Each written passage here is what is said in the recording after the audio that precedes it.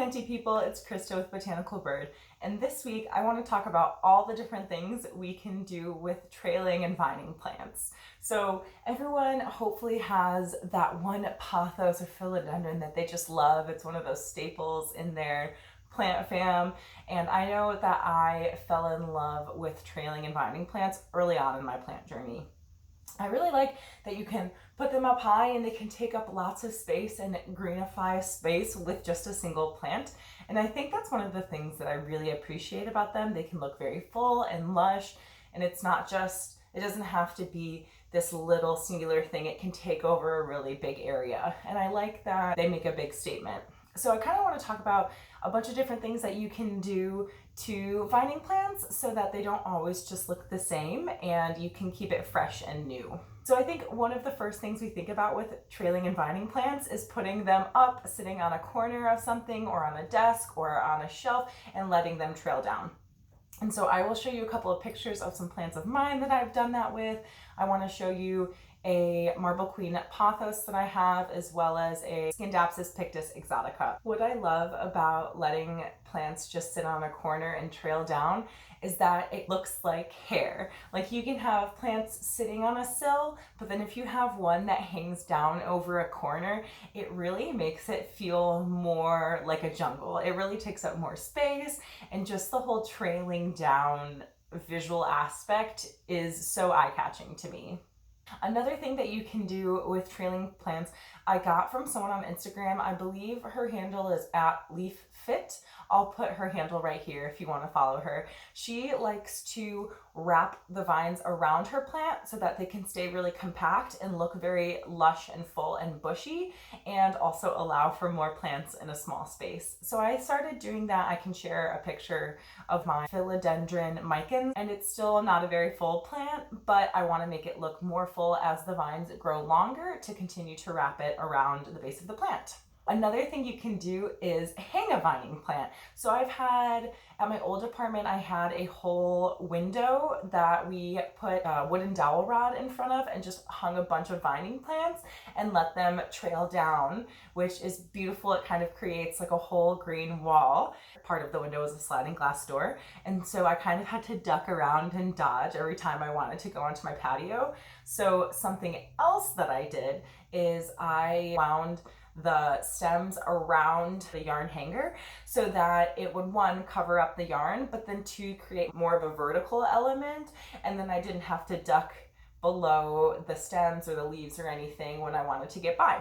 So that's another thing you can do. I'll put pictures of both of them here. I want to show you a Hoya Crimson Princess that I have outside right now, just with the vines trailing down and then with them wound up. What I love about hanging plants is that it takes up more vertical space. It's really easy in a house to cover up all the horizontal flat surfaces that you have, and there's like, oh my gosh, there's no more space for me to put plants.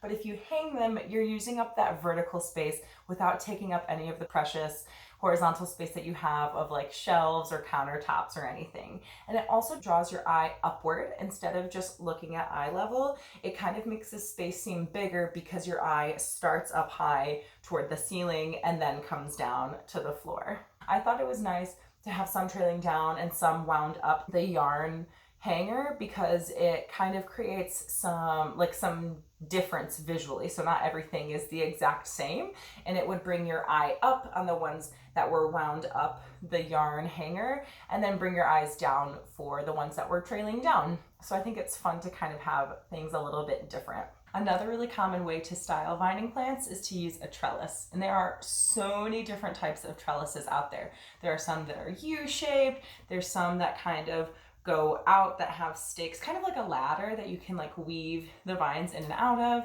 One that I want to share with you is just a tomato cage. I just bought a tomato cage from Ace Hardware or something, and then used wire cutters to cut most of it. So all I was left with was one of the circles and one stake. And so I stuck that in the pot with soil and then wrapped the vine of a Hoya obovata around it.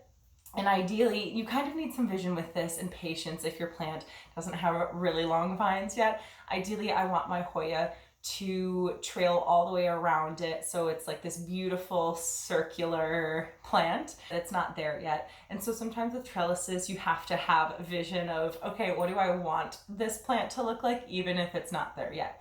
If you already have a really long trailing plant, then that's the perfect thing to use a trellis for, because it will help it continue to grow and it will use up a lot of those vines so that they're just not hanging straight down. Next, you can wrap the vines of your vining plants through other objects. I think it's a golden pothos or a marble queen pothos, that I have it kind of on a bookshelf, and then I have one of the longer vines weaving through just a decorative piece that says laugh. And I think it really adds another kind of jungly green aspect to my space. And I think that's fun because it kind of synthesizes the vibe of your house, or it synthesizes the different things that you have in your house. I really want the plants to flow well with everything that I have, and I want there to be a sense of cohesion in my living space. I don't want it to be like, this is a vase and this is a plant. Ideally, the whole thing will feel very homey and green. And so I think trying to find ways of having your plants mix and join other things in your house is a great way to do that. And finally, another thing that you can do, I think I've done it once. I'm not sure if I have any pictures of it. I don't know that it ever got to the point where I wanted to picture it, and I might have deleted them, but I'll try to put a picture up here. Even if it's not of mine, I'll put a picture of a live wall where you take the vines of a vining plant and kind of put them snaking up the wall, and you use kind of like command hooks or something to just keep them secured to the wall as they grow, and you can hopefully, ideally, eventually cover the wall with the vines of that plant. Something cool about the living wall is that maybe you don't have a lot of hangings on your wall or paintings or anything, and you don't need them if you're looking at a plant on your wall. And that's something I think that's less common. So it's really unique to come into a space and see that someone has a plant that's basically growing up their wall. So those were different ways that you can style your vining and trailing plants. And if you have any other ways that you like to style your plants, please drop them in the comments below. Or if you had any questions about any of the methods I mentioned today, please feel free to comment also. And if you liked this video, please subscribe to my YouTube channel. It's Botanical Bird, and bird has a U in it, not an I. And follow my planty Instagram, which is at botanical_bird. Remember, I'm rooting for you. Bye.